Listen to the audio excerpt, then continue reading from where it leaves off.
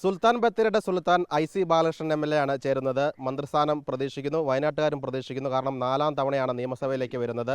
ബത്തേരിയിൽ തുടർച്ചയായിട്ടുള്ള 3ാം വിജയം. അതിനു മുമ്പ് മാനന്തവാടിയിൽ നിന്ന് വലിയ പ്രതീക്ഷയിലാണ്. വയനാട്ടുകാരും പ്രതീക്ഷയിലാണ്, കേരളവും പ്രതീക്ഷയിലാണ്. എങ്ങനെയൊക്കെയാണ് പ്രതീക്ഷകൾ? അല്ല, തീർച്ചയായിട്ടും എൻ്റെ പാർട്ടി ആണ് തീരുമാനമെടുക്കേണ്ടത്. ഒരു പട്ടികവർഗ്ഗക്കാരനെന്ന നിലയ്ക്ക് ഏറ്റവും താഴെത്തട്ടിൽ നിന്നും വളർന്നു വന്ന എൻ്റെ ബയോഡാറ്റ വളരെ വ്യക്തമായിട്ട് അറിയുന്ന നേതൃത്വം ഈ അവസരത്തിൽ തീരുമാനമെടുക്കുമെന്നുള്ള പ്രതീക്ഷയോട് തന്നെയാണ് മുന്നോട്ട് പോകുന്നത്.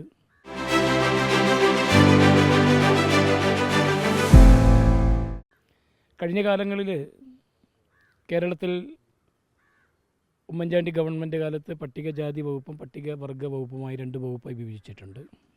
ആ സ്റ്റാറ്റസ് കോ നിലവിൽ വരണം.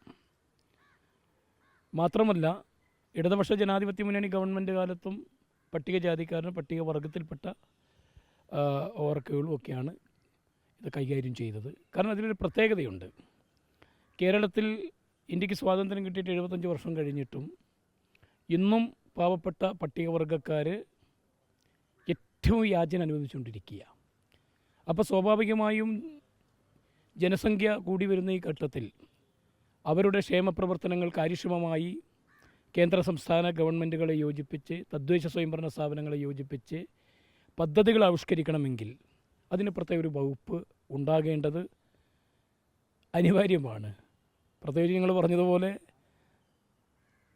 4ാമത്തെ ടൈമാണ് ഞാൻ വിജയിച്ച് വന്നത്. പക്ഷേ തീരുമാനങ്ങൾ എടുക്കേണ്ടത് എൻ്റെ പാർട്ടിയാണ്. ഒരു അച്ചടക്കമുള്ള ഒരു പാർട്ടി പ്രവർത്തകൻ എന്ന് പറഞ്ഞു വന്നാൽ ഏറ്റവും കൂടുതൽ പട്ടികവർഗ്ഗക്കാരുള്ള മണ്ഡലത്തിൽ നിന്ന് വരുന്ന ഒരാൾ കൂടിയാണ്.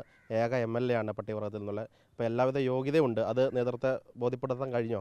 തീർച്ചയായിട്ടും അവർക്കറിയാലോ. 2011, 2016, 2021, 2026 ഈ ഘട്ടങ്ങളിൽ നടന്ന കേരള നിയമസഭയിലേക്കുള്ള തെരഞ്ഞെടുപ്പിൽ 4 ടൈമായിട്ട് ഒരേ നിയോജക മണ്ഡലത്തിൽ ഭൂരിപക്ഷം വർദ്ധിപ്പിച്ചാണ് ഞാൻ വിജയിച്ച് വന്നത്. ജനങ്ങളുമായുള്ള ബന്ധം മാത്രമല്ല, സ്റ്റേറ്റിൽ 14 ജില്ലകളെടുത്ത് പരിശോധിക്കുക.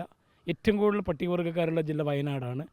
അതിൽ സ്റ്റേറ്റിൽ വെച്ച് ഏറ്റവും കൂടുതൽ പട്ടികവർഗ്ഗക്കാരുള്ള നിയോജക മണ്ഡലമാണ് സുൽത്താൻ ബത്തേരി.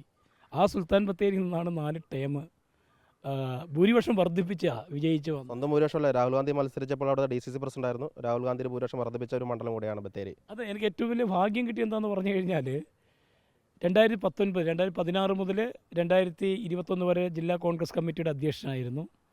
2006 മുതൽ 2009 വരെ യൂത്ത് കോൺഗ്രസ് ജില്ലാ പ്രസിഡൻ്റായിരുന്നു.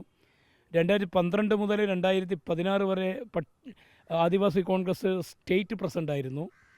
പക്ഷേ എനിക്ക് ഏറ്റവും വലിയ ഭാഗ്യമെന്ന് പറയുന്നത് എൻ്റെ പ്രിയപ്പെട്ട നേതാവ് രാഹുൽ ഗാന്ധി വയനാട്ടിൽ മത്സരിക്കുമ്പോൾ ജില്ലാ കോൺഗ്രസ് കമ്മിറ്റി അധ്യക്ഷനായി അദ്ദേഹത്തിന് തെരഞ്ഞെടുപ്പിന് വളരെ വ്യക്തമായുള്ള നേതൃത്വം കൊടുക്കാൻ കഴിഞ്ഞിട്ടുണ്ട്. വലിയ ഭൂരിപക്ഷം അവിടെ ഉണ്ടാക്കിയെടുക്കാൻ കഴിഞ്ഞിട്ടുണ്ട്.